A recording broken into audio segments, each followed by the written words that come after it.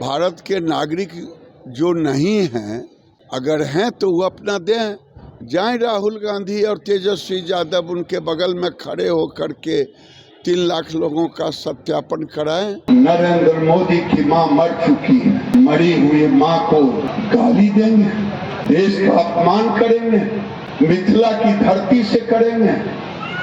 हम इसका बदला भी चुनाव में लेंगे, इसका बदला भी हम चुनाव में लेंगे।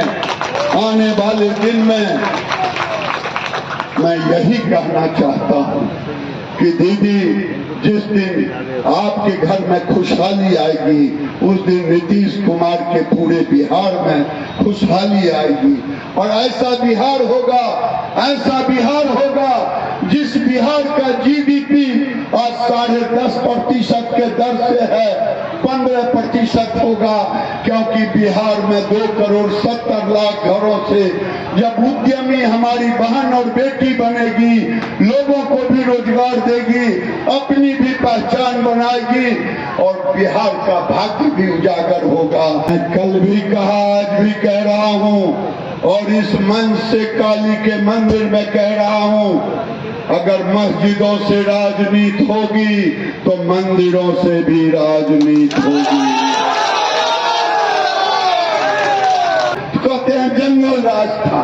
अरे भाई, 15 साल राज किया लालू जी, तो शिकायत करेंगे नेपाल के प्रधानमंत्री का।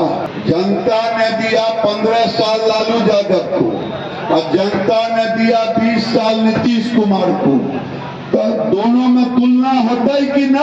बोलो ना, हो या ना? 14 से पहले तो बिहार को केवल 150 करोड़ रुपया बैंकों से दिया गया था, और आज जिस समय मैं बैठा हूँ बोल रहा हूँ, 52,000 करोड़, जिसके कारण आज मधुबनी में भी 1,70,000 महिला लाखपति दीदी बनी हुई है। हमें डीपीएम ने बताया। नरेंद्र मोदी और नीतीश कुमार ने नहीं किया। मैं आपसे पूछता हूँ, घर दिया उसमें प्रधानमंत्री आवास, उसमें हुआ हिंदू मुसलमान? नहीं। शौचालय दिया उसमें हुआ? बिजली दिया उसमें हुआ? गैस का चूल्हा दिया उसमें हुआ? नल जल दिया उसमें हुआ? हिंदू मुसलमान भेला? 5 किलो अनाज दिलकै ओकरा में भेला? नहीं। 5 लाख के इलाज ले दिलकै होला? नरेंद्र मोदी जब प्रधानमंत्री बने तो उनसे पत्रकारों ने पूछा, क्या राम मंदिर बनेगा? कहा पहले शौचालय तब देवालय। ये कहा। केंद्रीय मंत्री गिरिराज सिंह पहुंचे राजनगर, राज पैलेस में विशाल सभा को किया संबोधित। विपक्ष पर जमकर साधा निशाना, कहा मिथिला की धरती से पीएम और उसकी मां के अपमान का बदला लिया जाएगा।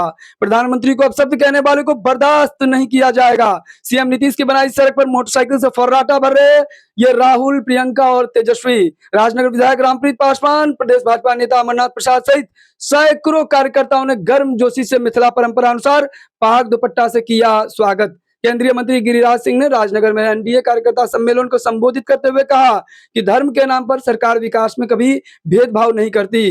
केंद्र सरकार हो या राज्य सरकार, हिंदू हो या मुसलमान, योजना का सभी को एक जैसा लाभ मिल रहा है। फिर विपक्ष पर जनता को गुमराह करने का आरोप लगाते हुए कहा, वोट के समय अगर मस्जिदों से राजनीति होगी और कहा जाएगा कि मोदी और नीतीश को वोट नहीं दो, तो मंदिरों से भी आवाज उठेगी। सभी सनातनियों में हिंदुत्व के ध्वजवाहकों को एकजुट होने का आह्वान जरूर किया जाएगा।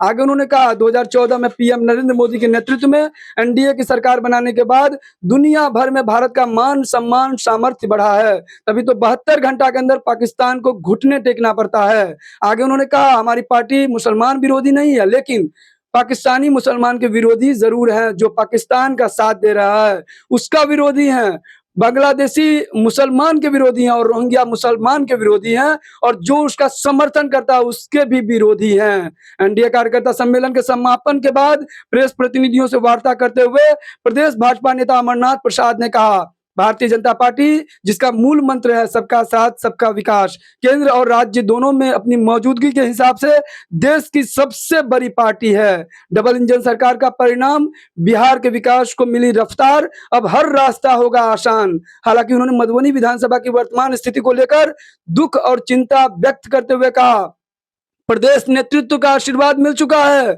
विकास के लिए भी रोड मैप तैयार है, आगामी विधानसभा चुनाव को लेकर कमर कस चुके हैं। एनडीए कार्यकर्ता सम्मेलन में उपस्थित राजनगर विधायक रामप्रीत पासवान ने कहा, डबल इंजन की सरकार में बिहार लिख रहा विकास की नई गाथा। मधुबनी विधानसभा से बहुत बड़ी तैयारी चल रही है और मधुबनी विधानसभा कचरा बना हुआ है और उस कचरे को दूर करना है। जो वहाँ का विधायक है समीर महासेठ, वह युवाओं को आगे बढ़ाने का काम नहीं किया, मधुबनी का विकास नहीं किया, गरीब दुर्बा को आगे बढ़ाने का काम नहीं किया।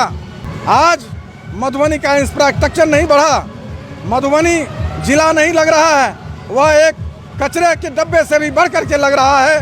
तो आप लोग अगर विकास चाहते हैं मधुबनी का, तो भारतीय जनता पार्टी के जो भी केंद्र द्वारा प्रदेश द्वारा जो उनके नेतृत्व द्वारा विधायक चुना जाएगा उसको आगे बढ़ाने का काम करेंगे, तभी मधुबनी का विकास होगा। आज अगर वोट की चोरी होती तो उनका जो 3 राज्य में जो मुख्यमंत्री है सबसे बड़े तो वही चोर होंगे। मिथिलांचल के धरती से मोदी जी के माता जी को गाली दिया गया है, इसके लिए मैं हृदय से प्रार्थना करता हूं। जो कांग्रेसियों, तुमने मोदी जी के माँ को नहीं, तुमने अपनी माँ को गाली दिया है, इस धरती की माता को गाली दिया है, इस भारत देश को गाली दिया है।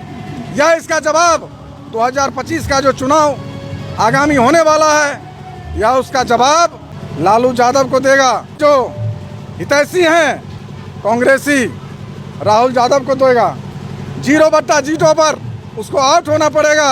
आगामी 2025 का जो विधानसभा का चुनाव होगा उसकी पूरी तैयारी एनडीए के द्वारा चल रही है। केंद्रीय मंत्री, हिंदू ध्वजवाहक, हिंदू हृदय सम्राट श्री गिरिराज सिंह जी यहाँ आए हुए हैं। उनके साथ उप मुख्यमंत्री वर्तमान मंत्री श्रीमती रेणु देवी जी आई हुई है। कार्यक्रम बहुत ही सफल कार्यक्रम हुआ है। जो कार्यकर्ता सम्मेलन हो रहा है, यहाँ हर एक 5 जो एनडीए की यहाँ पर घटक है वो 5 पांडवों की तरह धर्म और अधर्म का युद्ध यहाँ पर लड़ेंगे। और जिस तरह से प्राचीन समय में महाभारत का युद्ध हुआ था, तो 2025 में फिर से वही युद्ध होने वाला है। और इस समय हम सब लोग यहाँ पर एनडीए की सरकार बनाकर जाएंगे। भारत माता की जय। इस कार्यकर्ता सम्मेलन में हमारे यहाँ आदरणीय गिरिराज जी, ये बहन रेणु जी, सर्वेश बाबू जो हमारे एमएलसी है, और सभी घटक दल के और नेता लोग आए थे। अपने विकास के बिंदु पर हमारे नेताओं ने चर्चा किया है, लोगों को आह्वान किया है जो पुनः इस बार 25 में 2025 सीट हम लोग जीतेंगे और पुनः नीतीश कुमार जी इस राज्य के मुख्यमंत्री बनेंगे। लोग हिंदू मुस्लिम नहीं करते, हमने मुसलमान का भी विकास किया है और हिंदू का भी विकास किया है। विपक्ष के पास कोई मुद्दा नहीं है, इसलिए कुछ से कुछ बोलता है। कभी कहता है संविधान खतरा में है, कभी कहता है वोट को चोरी हो रहा है। तो ये जो दोनों नेता हैं तेजस्वी और राहुल, ये दोनों आदमी के पास कुछ मुद्दा नहीं है। वो पूरे देश में घूम के पूरे लोगों के बीच में भ्रांति पैदा करता है और देश को असुरक्षित कर रहा है। इस केंद्रीय नेतृत्व है गिरिराज जी, इनको कहा है जो उस धरोहर को उसको ठीक करिए, उसको पर्यटक स्थल घोषित करिए। दरअसल उसमें एक बाधा है जो दरभंगा महाराज के द्वारा इसको दिया नहीं जा रहा है। जिस दिन मिल जाएगा उस दिन हम लोगों को उसको सुंदर बनाएंगे।